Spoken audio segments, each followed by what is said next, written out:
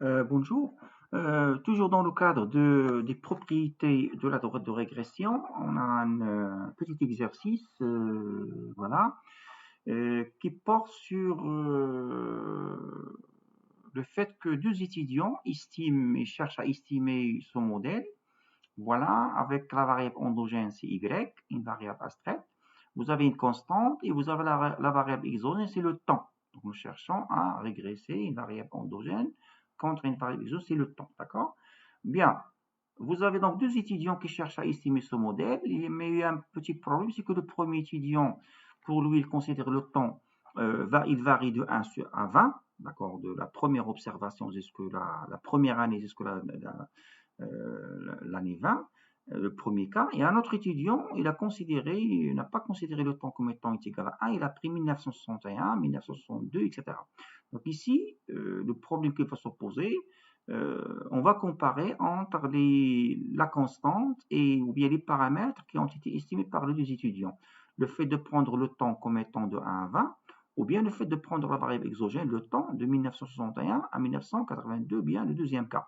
Donc on vous demande de comparer la constante et la pente pour les deux cas, bien pour les deux étudiants. Donc voilà, pour le premier cas, le premier étudiant, il a considéré le temps comme étant, ou bien nous savons très bien pour estimer bêta chapeau, c'est la somme de x de t moins x bar fois y de t moins y bar divisé par la somme de x de t moins x bar, c'est l'estimation du moindre carré. Et la constante est égale à y bar moins bêta chapeau x bar. Donc voilà, donc je vais recalculer à quoi est égal, par exemple, ici pour la constante, à quoi est égal y bar, à quoi est égal à, par exemple, pardon, x bar. Relativement, le problème qui se pose ici, y, il n'y a pas de problème concernant la variable endogène, le problème se pose au niveau de variable exogène x de t, le temps. Pour le premier étudiant, on a considéré le temps varie de 1 jusqu'au 20. Donc la moyenne, comme vous le voyez, soit que vous allez faire la somme de x de t divisé par 20, vous allez faire la sommation 1 plus 2 plus 3 plus 4 plus 5 jusqu'au 20 divisé par 20, ou bien vous allez constater, comme vous l'avez fait dans le cadre de votre cours de mathématiques, ça c'est une suite arithmétique de raison 1. Donc je peux appliquer la formulation de la somme d'une suite arithmétique, c'est n, la taille de l'échantillon multiplié par le premier terme plus le dernier terme divisé par 2, le tout divisé par n. Donc soit vous allez le faire bêtement, directement, ou bien vous allez appliquer la formulation d'une suite arithmétique, d'accord? Donc la somme x bar est égale à 10,5. Donc pour le premier étudiant, la moyenne de la variable exogène est égale à 10,5. Si je vais, c'est-à-dire réestimer, le coefficient bêta chapeau, donc le coefficient bêta chapeau est égal à, comme vous le voyez, c'est la même chose, mais la constante est égale à y bar moins bêta chapeau x bar est égal à y bar moins bêta chapeau fois 10,5. Ça, c'est pour le premier étudiant, pour le premier cas. Pour le deuxième cas, nous allons voir que, au lieu de considérer le temps de varier de 1 à 20, il va considérer de 1961 jusqu'au 1980. Mais pour le deuxième cas, nous allons constater que la somme x bar va changer. Donc pour le premier étudiant qui a pris le temps qui varie de 1 à 20, la moyenne x bar est égale à 10,5. Alors pour le deuxième étudiant, je vais faire la sommation de 1961 plus 1962 plus 1963 jusqu'au 1980 divisé par 20. Si on fait ce calcul, ou bien je vais considérer, comme je l'ai expliqué auparavant, comme étant c'est une suite arithmétique. Donc voilà, je vais trouver que la moyenne pour le deuxième étudiant, la moyenne x bar du temps est égale à 1970. Donc faites attention ici, il y a un changement au niveau de la constante des deux étudiants. Pour le premier étudiant, y bar moins bêta chapeau x bar, y bar moins bêta chapeau fois 10,5. Alors pour le deuxième étudiant, est égal à fois bêta chapeau multiplié par 1970. Donc il y aura une différence au niveau de la constante des deux étudiants. D'accord? Donc voilà. Pour les deux étudiants, la constante, pardon, la pente ne change pas. Comme vous le voyez, le premier cas, la pente, c'est la même chose. Donc, comme vous le constatez, c'est la même chose. Donc, bêta chapeau et la pente, c'est la même. Mais la constante, pour les deux étudiants, il y a une différence. Parce que y bar pour les deux étudiants, c'est la même chose. Bêta chapeau, c'est la même chose. Le premier étudiant va prendre y bar, bon, bêta chapeau fois 10,5, alors que le deuxième étudiant, il va prendre y bar moins bêta chapeau fois 1970. Donc la conclusion à tirer de cet exercice, c'est que la pente est la même, d'accord, la pente est la même pour les deux étudiants, alors que la constante, c'est pas la même chose. Pour le deuxième cas, d'accord, la pente du deuxième cas, ça sera largement inférieure par rapport à la pente du premier cas. Pourquoi? Parce que y bar, c'est la moyenne de y bar, c'est la même. Bêta chapeau, c'est la pente, c'est la même. Alors, le deuxième étudiant, il va prendre X bar comme étant 1970, alors que le premier étudiant va prendre X bar comme étant 10,5. C'est la raison pour laquelle il y aura une différence au niveau de la constante et non pas au niveau de la pente. Bien. Maintenant, on va essayer de traiter le point suivant qui est la qualité d'ajustement d'un modèle. Un modèle, comme je l'ai bien expliqué, la dernière fois dans le cours, pour dire est-ce que vous avez un bon modèle ou non, il faut voir ou bien il faut s'interroger sur la qualité d'ajustement. Donc vous avez un modèle. Donc pour répondre à cette question, j'ai déjà donné les éléments de réponse dans le cadre de notre cours. Donc la qualité d'ajustement du modèle, en principe, il faut la déterminer à travers ce qu'on appelle l'analyse de l'équation de l'analyse de la variance. Donc l'équation de l'analyse de la variance, nous allons voir comme quoi nous avons bien démontré comme quoi que la variabilité d'un modèle de façon générale, c'est quoi? La variabilité d'un modèle, ou bien ce qu'on appelle la somme somme des carrés du total, est égale à la somme des carrés de l'expliqué plus la somme des carrés des résidus, tout en sachant que, et comme vous le voyez ici, la somme du y de témoin y bar au carré, la variabilité totale, c'est la variance totale, ou bien la somme des carrés du total. Donc on va utiliser dans le cadre des exercices SCT, l'abréviation. Et la somme de y chapeau moins y bar au carré, c'est ça les variances expliquées. C'est-à-dire nous avons considéré un modèle avec des variables exogènes, nous allons voir, afin de s'interroger sur le pouvoir explicatif donc, des modèles, nous allons voir à quoi est égale cette variance. Donc ça c'est y chapeau, faites attention, c'est pas la même chose. Ici, c'est la variable observée. Ici, c'est la variable ajustée. Et vous avez le résidu, ce qu'on appelle la variance résiduelle, c'est la somme de epsilon de t au carré. Donc, ce qu'il faut retenir pour juger la qualité, pour donner un jugement sur la qualité de l'ajustement d'un modèle, il faut très bien déterminer l'équation de l'analyse de la variance. Comme vous le voyez, la variabilité totale est égale à la variabilité expliquée plus la variance résiduelle, ou bien la somme des carrés du total est égale à la somme des carrés de l'expliqué plus la somme des carrés des résidus. Bien. Voilà, donc relativement à c'est ce qu'on appelle l'analyse ANOVA, qui est l'analyse de la variance. Et partant de là, je peux déterminer ce qu'on appelle le fameux coefficient de détermination, R carré. Donc R carré, la formulation, vous avez plusieurs formulations. Voilà, donc c'est le R carré, c'est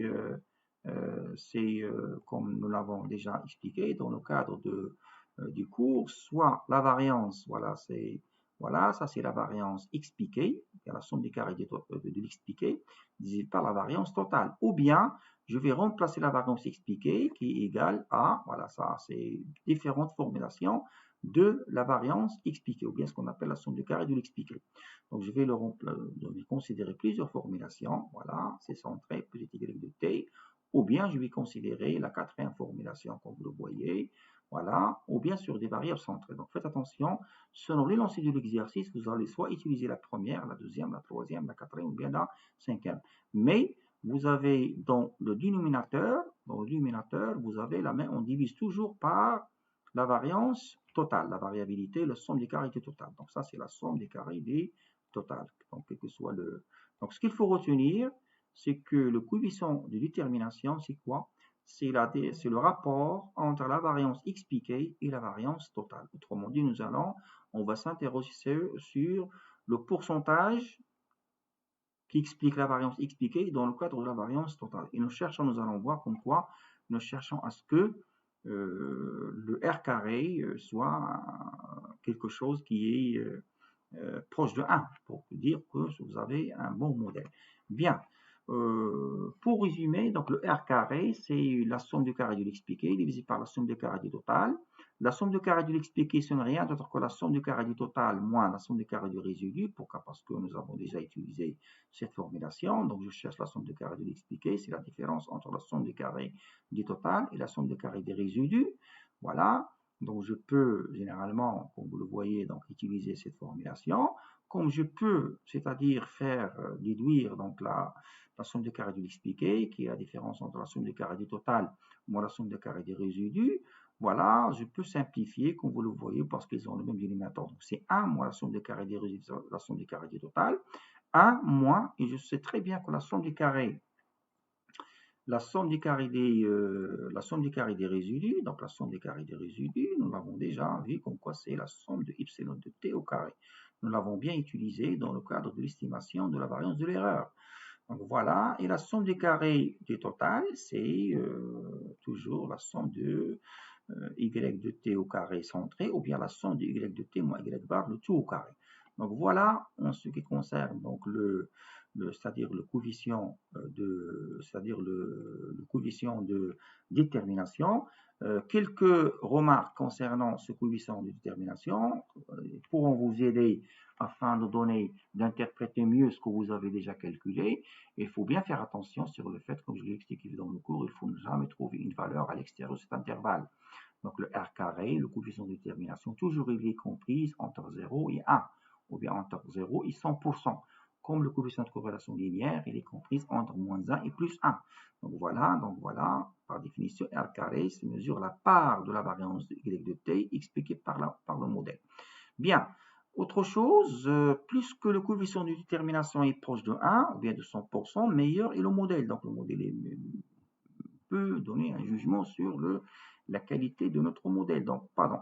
Et autre chose, ça pourra vous aider dans l'explication. Le coefficient de détermination R carré, il mesure la capacité d'explication, bien ce qu'on appelle le pouvoir explicatif d'un phénomène économique par un modèle économétrique. Si jamais vous utilisez par exemple une fonction par exemple, un modèle qui va, par exemple, la fonction de consommation, la consommation en fonction des revenus. Donc, le R carré, il mesure la capacité d'explication, ou bien le pouvoir expliquer dans le phénomène économique ici, c'est le revenu qui va expliquer la consommation, d'accord? Voilà, donc, autre chose, si jamais, par exemple, vous constatez dans un modèle que R carré est égal à 1, chose qui est un cas particulier, si jamais R carré est égal à 1, il indique comme quoi vous avez un ajustement parfait. Un ajustement parfait, pourquoi? Parce que ce que vous avez observé égale exactement ce que vous avez ajusté. Ce que vous avez ajusté est égal à ce que vous avez observé. Donc, c'est un cas particulier. Bien. Et c'est autre chose, si jamais vous constatez que le RK il est proche de 0, donc proche de 0, ça veut dire qu'il n'y a pas de relation entre x et y. Pourquoi? Parce que vous avez une position bêta chapeau égale à 0.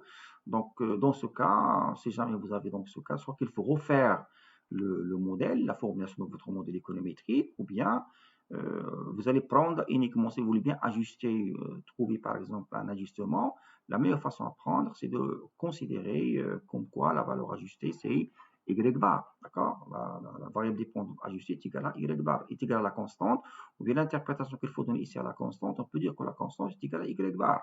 Bien. Voilà, dans autre chose, parfois on cherche à comparer entre les modèles, mais faites attention, je ne peux pas comparer par exemple entre deux modèles qui n'ont pas la même variable endogène. Je ne peux pas comparer par R carré sur la fonction de monnaie et R carré sur la fonction de consommation. Pourquoi? Parce que vous avez les variables endogènes sont différentes. Dans le premier modèle, vous avez la variable endogène, c'est la consommation. Le deuxième modèle, c'est la variable endogène, c'est la demande de monnaie, par exemple. Donc ici, c'est la raison d'être de cette remarque. Le coefficient de détermination R carré peut être utilisé pour comparer la qualité des modèles ayant la même variable à expliquer, ou bien la même variable endogène. Par exemple, je peux comparer la consommation en R carré issu de la fonction de consommation des ménages marocains par rapport à celle, par exemple, des ménages tunisiens. Donc, pourquoi? Parce que vous avez la même variable, c'est-à-dire endogène. Autre chose pour juger la qualité d'un modèle, c'est ce qu'on appelle l'écart type de la régression. L'écart type de la régression, ce n'est rien d'autre que, voilà, c'est une estimation de l'écart type donc, du terme de l'erreur. Ça va nous aider à mesurer la dispersion des observations autour de la moyenne, comme vous l'avez déjà fait dans le cadre de votre cours de statistique descriptive. Donc, généralement, l'écart type de la régression, ce n'est rien d'autre que, nous l'avons déjà utilisé dans l'estimation de la variance de l'erreur, c'est la somme du carré la racine carrée de la somme du carré des résidus divisé par n-2. Donc, voilà, concernant la qualité d'ajustement d'un modèle. Donc, je vous donne rendez-vous dans une prochaine vidéo afin de traiter les autres éléments.